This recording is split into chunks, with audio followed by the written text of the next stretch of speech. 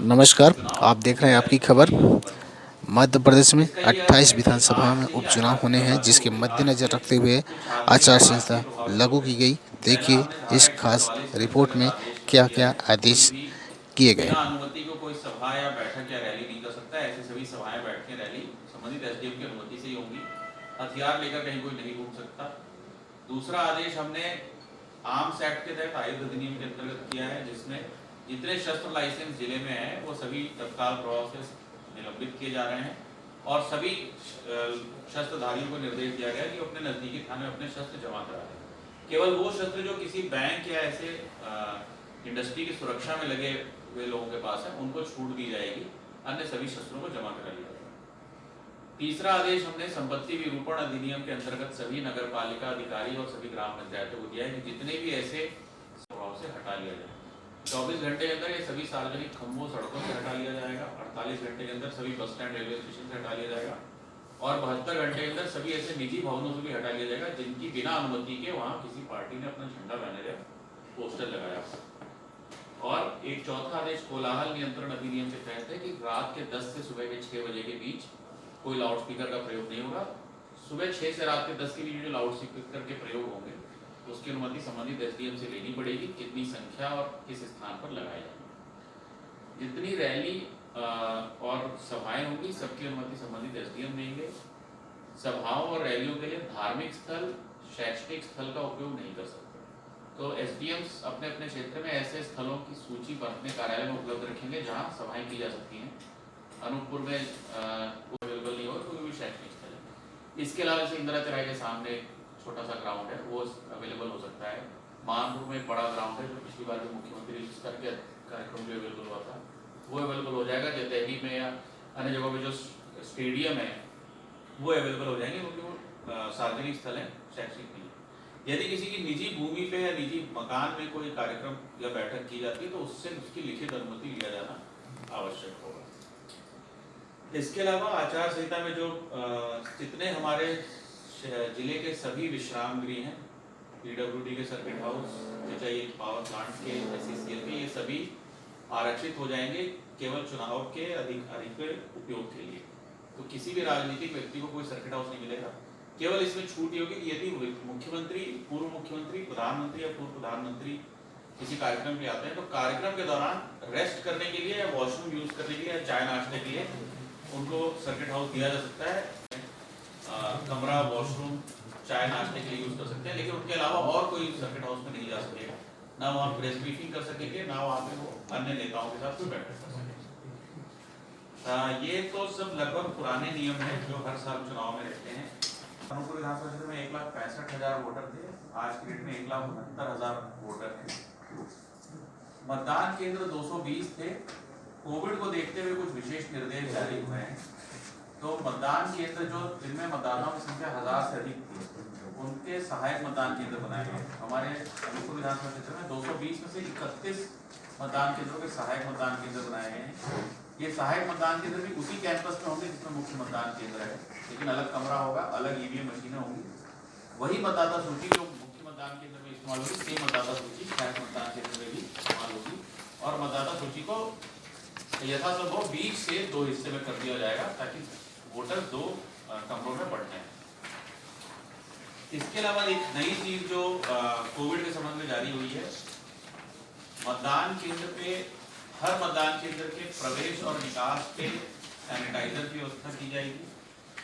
हर मतदान केंद्र पे एक थर्मामीटर से हर मतदाता को प्रवेश से पहले थर्मल स्क्रीनिंग की व्यवस्था की जाएगी और उसी को मतदान कक्ष में अंदर आने की अनुमति होगी जिसका तापमान 100 डिग्री से कम होगा। यदि किसी मतदाता का तापमान 100 डिग्री से अधिक आता है तो उसका दोबारा टेम्परेचर लिया जाएगा। अगर फिर भी 100 डिग्री से अधिक आता है तो उसको एक टोकन दिया जाएगा और उससे मतदान के आखिरी घंटे में आकर मतदान करने के लिए कहा जाएगा। इसी प्रकार यदि कोई कोविड का मरीज है या फर्स्ट कांटेक्ट के रूप में आइसोलेटेड है और वो मतदान केंद्र पर आकर वोट डालना चाहता है तो उसको भी आखिरी घंटे में मतदान करने की अनुमति होगी। और आखिरी घंटे के लिए हर मतदान दल के पास पर्याप्त संख्या में पीपी किट होगी ताकि वो उसको पहनकर मतदान करा सके। बाकी पूरे दिन भर के लिए हर मतदान दल का जो हमारा कर्मचारी होगा उसके लिए फेस मास्क, ग्लव्स, सैनिटाइजर और फेस शील्ड की व्यवस्था चुनाव आयोग की तरफ से होगी। जो मतदाता आएंगे उनसे अनुरोध होगा कि सभी मतदाता मास्क पहन के आएं। यदि कोई मतदाता मास्क पहन के नहीं आता तो हम प्रयास करेंगे कि हम मतदान केंद्र पर उसको हमारी तरफ से भी मास्क उपलब्ध कराया जा सके।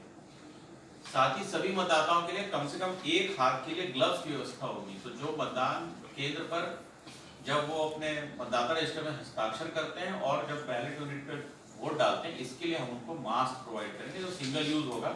मतदान केंद्र में प्रवेश करने के बाद उनको मास्क दिया जाएगा और वोट डालने के बाद वो मास्क उतार के वहीं एक डस्टबिन रखा होगा जिसमें वो डाल देंगे और फिर बाहर निकलते समय सैनिटाइजर से हाथ को साफ करके चले जाएंगे।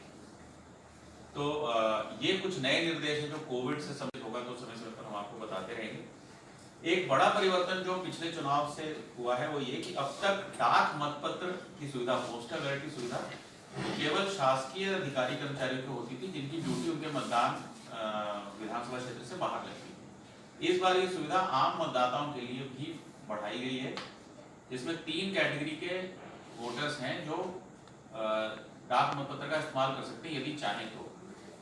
स्पष्ट कर दूं कि उनके लिए मतदान केंद्र पर वोट डालने की छूट अभी भी है, वो मतदान केंद्र पर आकर वोट डाल सकते हैं। लेकिन यदि वो नहीं आते और नहीं आना चाहते तो ये 3 कैटेगरी के वोटर्स डाक मतपत्र के लिए अप्लाई कर सकते हैं। वो जो 80 वर्ष से अधिक उम्र के हैं हमारे वोटर लिस्ट के हिसाब से, वो जो हमारे वोटर लिस्ट के हिसाब से दिव्यांग है, पर्सन विद डिसेबिलिटीज हैं, या वो जो स्वास्थ्य विभाग की रिपोर्ट के हिसाब से कोविड के पॉजिटिव मरीज हैं। ऐसे सभी लोग नोटिफिकेशन के 5 दिन के अंदर रिटर्न में फॉर्म 12D के अंतर्गत हमको आवेदन करेंगे अपना पार्ट नंबर और मतदाता सूची क्रमांक नंबर के साथ। तो नोटिफिकेशन 9 तारीख को है तो 14 तारीख तक वो हमको आवेदन कर सकते हैं। ऐसे जितने लोग आवेदन करेंगे पोस्टल बैलेट का, वो नाम वापसी के आखिरी दिन इनका मतदाता सूची से मिलान करके मतदाता सूची में इनके नाम के आगे पोस्टल बैलेट लिखते हुए इनके नाम का पोस्टल बैलेट जारी कर दिया जाएगा। ये पोस्टल बैलेट ये कैसे मिलेगा इनको और ये कैसे वोट देंगे, तो इसके लिए हमारी तरफ से 2 पोलिंग ऑफिसर की टीम, जिसमें एक सुरक्षाकर्मी और एक वीडियोग्राफर होगा, जो उनके घर ये पोस्टल बैलेट लेकर जाएगा, घर पर उनसे वोट करवाएगा, उसको लिफाफे में सील बंद करेगा और उसको लेकर वापस आएगा। जिस दिन वो घर जाने वाला है पोस्टल बैलेट लेकर और वोट डालने की, उसकी सूचना सभी अभ्यर्थियों को और उन मतदाताओं को एडवांस में दी जाएगी और हम उसको सार्वजनिक रूप से भी जारी करेंगे कि इस दिन यहाँ आने वाले हैं, और उस मतदाता को बता दिया जाएगा ताकि वो उस दिन अपने घर पर उपलब्ध रहे। यदि किसी कारण से वो उस दिन उस घर पर उपलब्ध नहीं रहता तो अगले एक दूसरी डेट पोलिंग अफसर की टीम बताएगी और दोबारा भी उसके घर पे आएगी। 2 बार में भी अगर वो व्यक्ति अपने घर पे नहीं मिलता तो तीसरी बार वो पोलिंग अफसर की टीम उसका पोस्टल बैलेट कराने नहीं जाएगी। अगर कोई कोविड का पेशेंट है जो अस्पताल में भर्ती है और वो डाक मतपत्र के लिए अप्लाई करता है तो हमारी पोलिंग अफसर की टीम संबंधित अस्पताल में जाएगी और वहां उसका पोस्टल बैलेट कराएगी। पोस्टल बैलेट में क्योंकि एक डिक्लेरेशन भरना होता है जो मतदाता भरता है और कोई गैजेटेड ऑफिसर उसको सत्यापित करता है, जब केवल सरकारी कर्मचारी के लिए होता था। क्योंकि आम मतदाता है तो उनका जो डिक्लेरेशन होगा वो मतदाता भरेगा और उसका सत्यापन जो हमारा पोलिंग अफसर है वही करेगा। कोविड के पेशेंट के केसेस में ये सत्यापन वो मेडिकल ऑफिसर जो उसको देख रहा है वो भी कर सकता है। पोस्टल बैलेट का जो आवेदन होगा, बुजुर्ग लोगों का 80 वर्ष फ्लाइंग स्क्वाड और से हम एक्टिव कर रहे हैं।